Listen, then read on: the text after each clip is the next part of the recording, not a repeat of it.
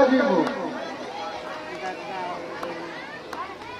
भागवत भगवान की, भागवत भगवान की।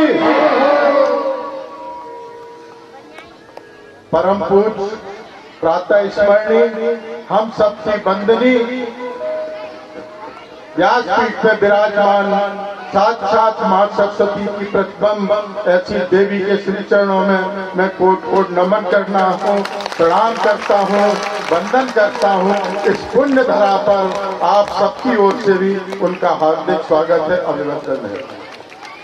धर्म प्रांगण में विराजमान समस्त धर्म प्रेमी बंधुओं, माताओं, बहनों, देवेंद्र भदौरिया का बार बार कोट कोट आप प्रणाम स्वीकार करें। मैं बड़ा बड़भागी हूँ जो आज ऐसी देवी के दर्शन करने का मुझे सौभाग्य प्राप्त हुआ है।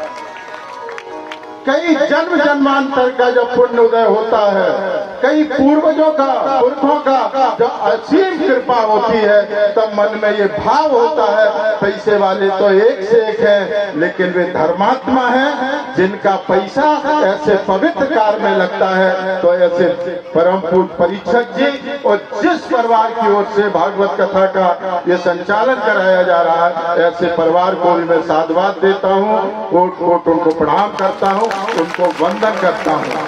आप सब मातृशक्ति इतनी भीड़ भाड़ में आई है, ऐसी भीषण गर्मी में हम और आप बार बार भागवत सुनते हैं।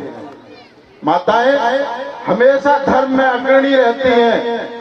आज सोने लालपुरा में सुन रहे हैं, कल सुरपुरा में सुनेंगे, परा में सुनेंगे, हर वक्त सुनेंगे और बार बार सुनेंगे। लेकिन कभी ये आत्मचिंतन किया है कि महाराजा परीक्षित को 7 दिवस में मुक्ति हुई है, अजामिल को मुक्ति हुई है, धुंधकारी की मुक्ति हुई है, और हम आप बार बार भागवत सुनते रहते हैं। तो कहाँ ऐसी चूक हो रही है, गलती हो रही कि हम में कोई सुधार नहीं हो रहा है। तो भागवत का मूल आधार जो है, अधर्म से धर्म की ओर चलना, अज्ञान से ज्ञान की ओर यात्रा करना, अंधकार से प्रकाश की ओर जाना।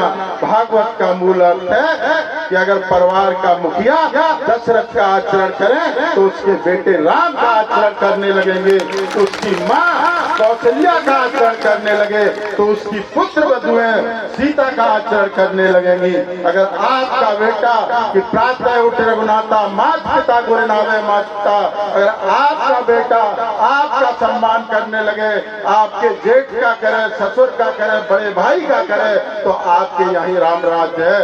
अगर आपके पति की निगाह वधु लड़कनी पर घर आई और रातों नयन पलकनी नाई, अगर आपके घर में ये संस्कृति जिस दिन आ जाएगी, आप जिस दिन अपनी बेटी अपने बहू में भिन्नता नहीं करेंगी, उसी दिन से आपके यहाँ राम राज्य है। मेरा कहने का अर्थ है कि हमारी कथनी और करनी में एकता नहीं है, साध्वी जी के कथनी और करनी में एकता है। इसलिए इनकी वाणी में ओज है, इनकी वाणी में सारस्वत सरस्वती जी का वास है।